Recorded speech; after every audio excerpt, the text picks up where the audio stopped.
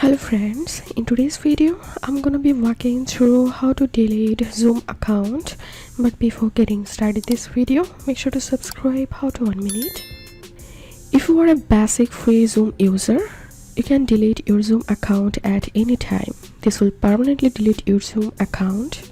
But one more thing, paid Zoom users will need to cancel their subscription before they can terminate or delete their account. Okay, first of all, you will need to open Zoom web portal and sign into your account, and then click on my account.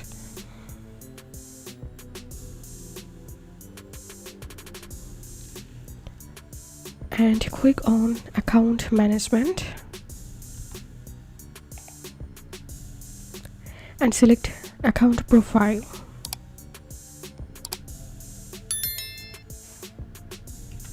Scroll down and here you find this terminate account option, so click on that and enter here your Zoom account password.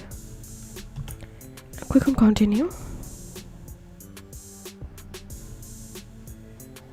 So as you can see, I have successfully deleted my Zoom account.